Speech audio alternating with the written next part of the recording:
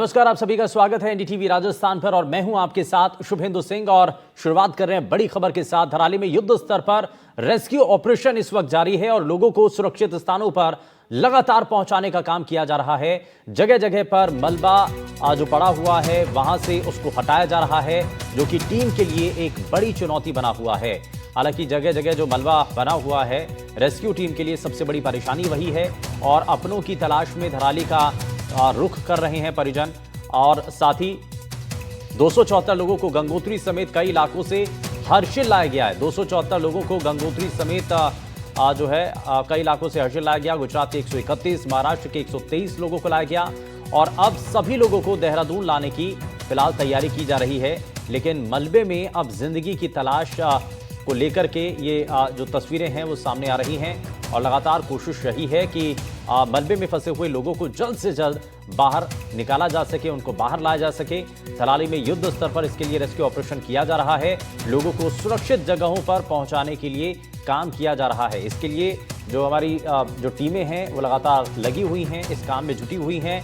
274 लोगों को अब तक हर्षिल में से वहां तक लाया गया है और गुजरात के 131, महाराष्ट्र के 123 लोगों को लाया गया है। और धराली में क्योंकि युद्ध स्तर पर रेस्क्यू ऑपरेशन इस वक्त किया जा रहा है, लोगों को सुरक्षित स्थानों पर पहुंचाने की जो कोशिश है वो अभी भी की जा रही है। और जगह जगह पर जो मलबा पड़ा हुआ है वो रेस्क्यू ऑपरेशन के अंदर सबसे बड़ी चुनौती इस वक्त बना हुआ है और इसकी हम आपको लगातार तस्वीरें भी दिखा रहे हैं। मलबे में क्योंकि जिंदगी तलाशने के लिए एनडीआरएफ और एसडीआरएफ की जो टीमें हैं वो संयुक्त रूप से इसमें काम कर रही हैं। लोकल जो एडमिनिस्ट्रेशन है वो सहयोग कर रहा है और साथ ही सबसे पहले कोशिश यही थी कि जो फंसे हुए लोग हैं उनको सुरक्षित स्थानों पर पहुंचाया जा सके। लेकिन यहाँ जो मलबा आ चुका है, कई फीट तक ये मलबा है। अब आप ये तस्वीरें देखिए, इस मलबे के अंदर जिंदगी तलाशना ये बहुत बड़ी चुनौती है और क्योंकि अभी तक कई लोग लापता बताए जा रहे हैं जिनकी तलाश भी की जा रही है सुरक्षित स्थानों पर सबसे पहले। लेकिन कोशिश यही थी, आप देख रहे हैं अब पत्थरों को हटा करके, और इसमें डॉग स्क्वाड की जो टीम है वो भी इसमें शामिल की गई है ताकि वहां जाकर के इनके जरिए, स्निफर डॉग के जरिए वहां पर अगर कोई फंसा हुआ है तो उनको बाहर निकाला जा सके। तो रेस्क्यू ऑपरेशन का आज तीसरा दिन है और 274 लोगों को अब तक धराली से निकाला गया है। वहीं घायलों का ऋषिकेश, देहरादून, उत्तरकाशी में इलाज के लिए उनको भेजा भी गया है। 479 लोग राहत बचाव कार्य में इस वक्त शामिल हैं और हर संभव कोशिश यही की जा रही है कि फंसे हुए लोगों को बाहर निकाल लिया जाए। गंगोत्री में करीब 400 लोग अभी भी फंसे हुए हैं, ऐसा बताया जा रहा है। धराली के रास्ते में लोहे का पुल बनाने का काम भी जो है किया जा रहा है और लोहे का पुल बनाने का 10 ट्रक सामान मनेरी में पहुंचा है। और हादसे में अब तक क्योंकि 6 लोगों की मौत हो चुकी है, जो कि आंकड़ा सामने आ रहा है। भटवारी से आगे का जो रास्ता है वो फिलहाल खोल दिया गया है और क्योंकि वहां पर भी लैंडस्लाइड हुई थी, वहां पर भी काफी बड़े जो बोल्डर्स हैं, जो बड़े बड़े पत्थर हैं, वो आकर के सड़क पर आ चुके थे, जिस वजह से रास्ता पूरी तरीके से जाम हो चुका था। और ये लोगों के लिए, जो वहां से गुजरने वाले लोग हैं या रेस्क्यू ऑपरेशन में जुटी हुई जो टीमें हैं जिनको धराली तक पहुंचना था, उनके लिए सबसे बड़ी रुकावट बन रही थी।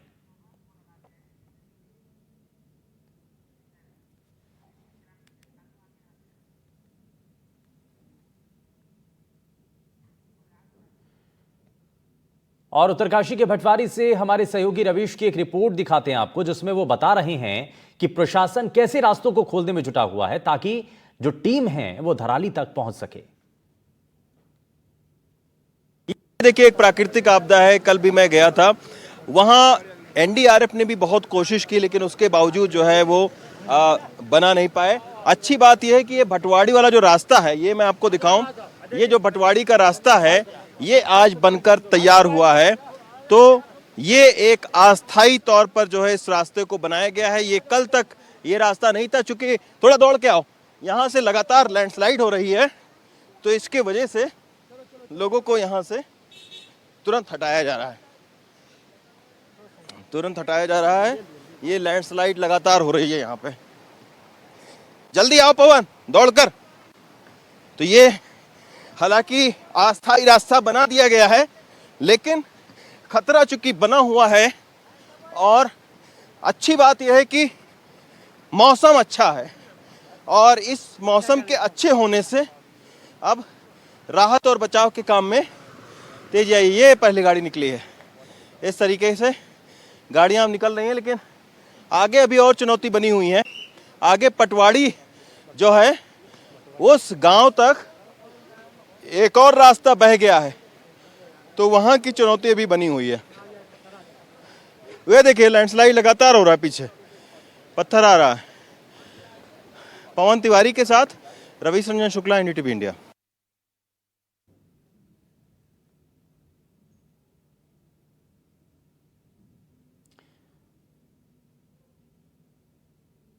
तो यहाँ हमने आपको दिखाया कि कैसे हमारी टीम ग्राउंड जीरो पर पहुंची और वहां जाकर के क्या इस वक्त स्थिति है वो हमने उस रिपोर्ट के जरिए दिखाया। और रवीश ने दिखाया कि कैसे अभी भी, हालांकि रास्ता भी खोल दिया गया, जो पहली गाड़ी निकली हमने उसकी तस्वीरें भी आपको दिखाई, लेकिन लगातार जो लैंडस्लाइड हो रही है उसकी वजह से लोगों की जान पर अभी भी मुश्किल है। वहीं बीआरओ की टीम पुल तैयार करने में जुटी है। देखिए हमारे संवाददाता रवीश रंजन की एक और ग्राउंड रिपोर्ट।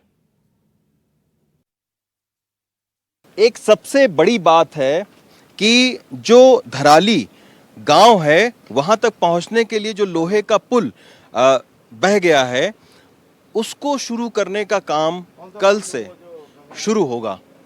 वो बीआरओ का पुल था।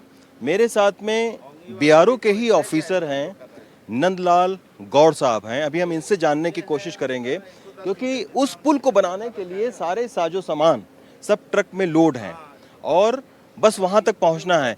एक जो सड़क है वो बन चुकी है, अस्थायी तौर पर उसको बना दिया है बीआरओ ने।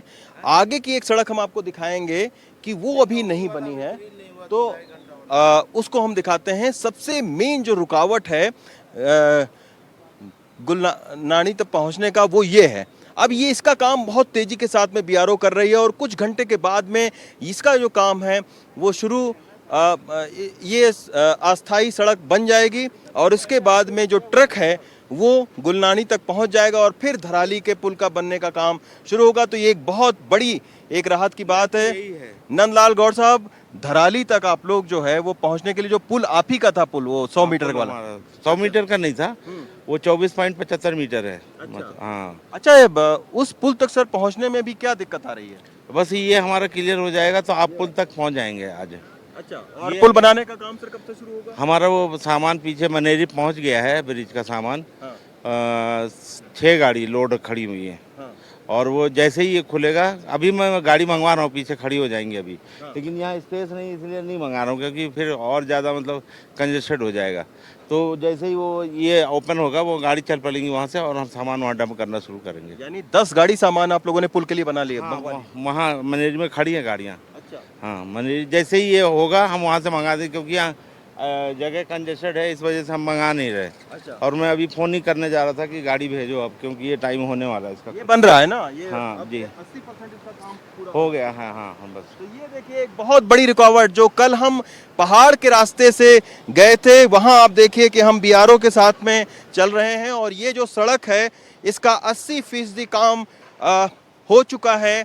बस कुछ ही घंटे में ये जैसे ही सड़क बनेगी वैसे ही नंदलाल सर का कहना है कि 10 ट्रक सामान जो है वो जो मनेरी में खड़ा हुआ है वो यहाँ पर पहुँचेगा और कल से जो लोहे का पुल जो बह चुका था, जिसकी वजह से संपर्क कटा था, कल से वो बनना शुरू हो जाएगा। तो ये एक बहुत बड़ी खबर एनडीटीवी आपको बता रहा है और खुद ये बीआरओ के जो ऑफिसर हैं नंदलाल सर, उन्होंने इसकी जानकारी दी है।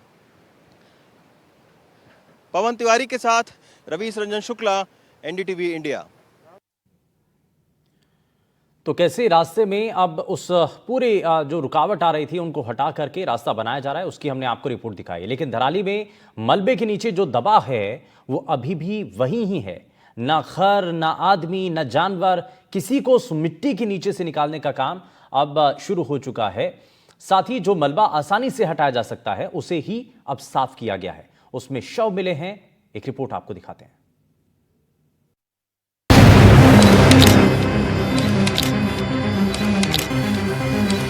जब नदी अपने रास्ते पर लौट कर आती है तो आदमी की बनाई बड़ी से बड़ी चीज भी बौनी बन जाती है। कीर गंगा नदी अपने रास्ते पर ऐसे लौटी कि नीली छत वाला ये मकान किसी खिलौने की तरह बहने लगा। कीर गंगा का प्रचंड वेग उसके सामने बहती भागीरथी से मिला। इंसान से लेकर मकान तक खीरगंगा के रास्ते में जो भी आया वो प्रवाह के साथ भागीरथी से मिल गया और भागीरथी अपने रास्ते पर चली तो उसके साथ मकान भी बहने लगे। एक तरफ बचा खुचा थराली गांव और दूसरी तरफ वो मुखबा गांव जहां से ये वीडियो बनाए जा रहे हैं। बीच में भागीरथी नदी एक इमारत को लेकर बह रही है। ये कल्पना नहीं, भयानक हकीकत है, क्योंकि नदी अपने रास्ते पर लौट आई है, क्योंकि नदी कभी अपना रास्ता नहीं भूलती।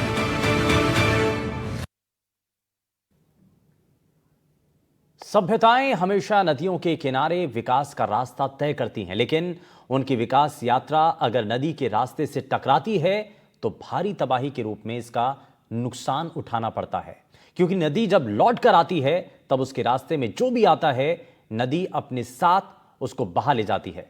अक्सर मंदिर इन तबाही के चश्मदीद बनते हैं और ऐसा ही एक मंदिर धराली गांव में भी है जो 190 साल पहले आई एक तबाही का भी चश्मदीद बना था और कल आई जिससे पहले आई आपदा थी उसका भी गवाह बना है।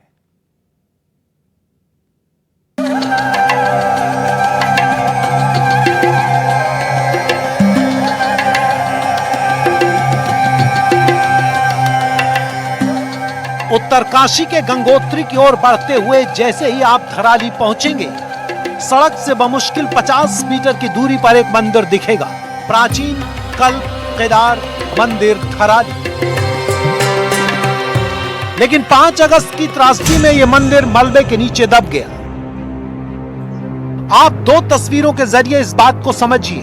हादसे से पहले धराली गांव का प्राचीन कल्प केदार मंदिर भागीरथी नदी के किनारे दिख रहा है, लेकिन हादसे के बाद पूरे गांव में सिर्फ मलबा फैला हुआ है और कहीं भी मंदिर का कोई निशान नजर नहीं आ रहा है। जिस कल्प केदार मंदिर का गर्भगृह पहले से ही 12 फीट जमीन के नीचे था, वो अब पूरी तरह से जमीन के अंदर चला गया है।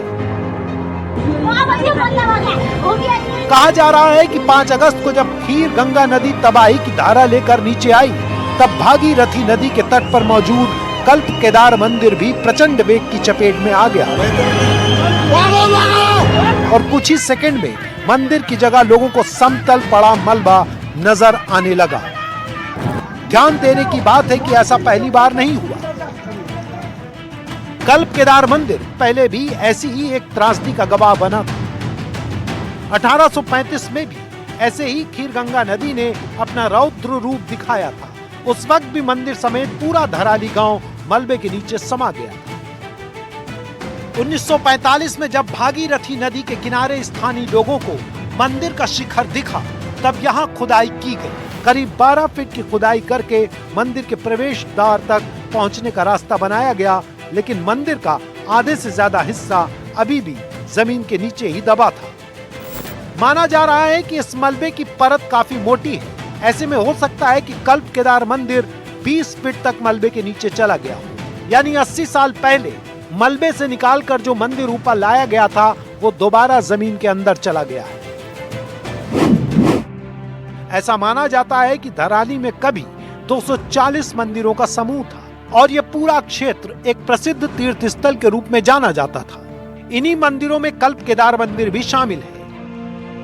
1945 में इस मंदिर की खोज के बाद से लगातार इसके गर्भगृह में जाकर भगवान केदार की पूजा अर्चना की जा रही थी। सतह से 12 फीट नीचे होने के कारण गर्भगृह में पानी समा जाना सामान्य बात थी, लेकिन अब यह मंदिर फिर एक बार विशाल समतल के नीचे धरती के गर्भ में समा चुका है।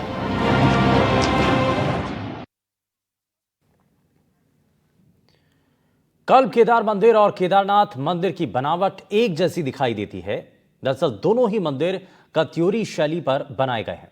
कत्यूरी शैली लगभग कहा जाता है कि नागर शैली की ही एक किस्म मानी जाती है, जिसे 8वीं से लेकर 11वीं शताब्दी तक कुमाऊं और गढ़वाल क्षेत्र पर शासन करने वाले कत्यूरी राजवंश से जुड़ा हुआ इसको माना जाता है। अक्सर देखने में यह भी आया है सामने कि तबाही आगे बढ़ जाती है और अपने निशान पीछे छोड़ जाती है। मंदिर अक्सर ऐसी तबाही के गवाह बनते हैं और आपको कुछ उदाहरण हम आपको आगे दिखाते हैं। इससे पहले भी हमने आपको कुछ तस्वीरें दिखाई थी, लेकिन आगे जो सबसे महत्वपूर्ण है वो कड़ी आपको दिखाते हैं।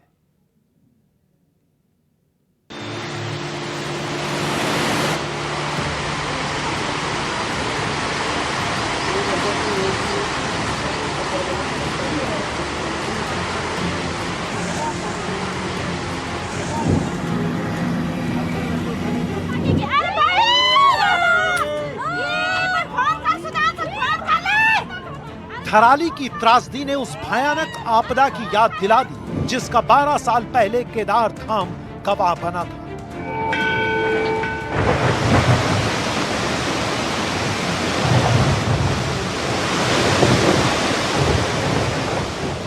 तो 2013 में केदारनाथ में ऐसा ही सैलाब आया था जिसके बाद पलक झपकते ही सब कुछ तबाह हो गया।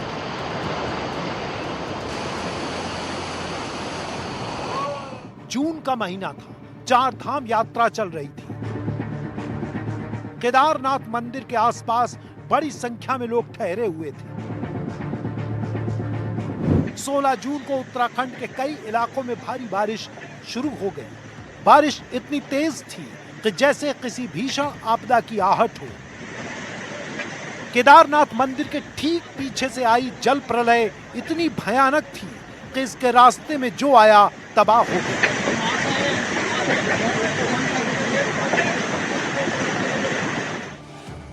सैकड़ों तीर्थयात्री और स्थानीय लोग अचानक आए इस सैलाब में बह गए। केदारनाथ धाम के चारों तरफ बने घर, दुकान, मकान सब तिनके की तरह बह गए। मंदिर के पीछे एक विशाल चट्टान आ गई जिसने पानी के बहाव को काट दिया और मुख्य मंदिर सुरक्षित खड़ा रहा। इसी के साथ केदारनाथ मंदिर के आसपास मलबा ही मलबा फैल गया। यानी जो मंजर आप धराली में देख रहे हैं वो इससे कहीं बहुत बड़े आकार में उस वक्त केदारनाथ के आसपास था।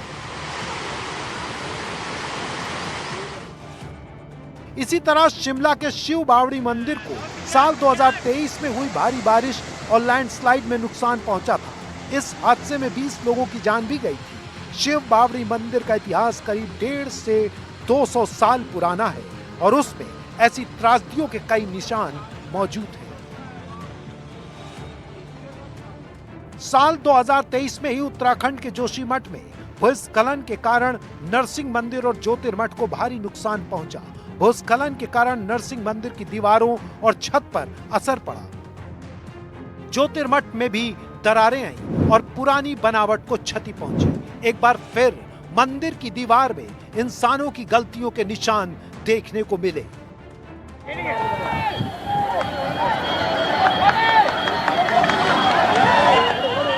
इसी तरह तमिलनाडु के कांची कामकोटी मठ को 2004 की सुनामी ने प्रभावित किया। मंदिर की मुख्य इमारत बच गई लेकिन मठ के परिसर में बाढ़ का पानी घुस गया था जिसके निशान अभी भी देखे जा सकते हैं। इस तरह से हमारी सभ्यता और संस्कृति का मुख्य हिस्सा रहे मंदिर हमेशा हमारे बीच हुई त्रासदियों की गवाही देते रहते हैं। आदमी है।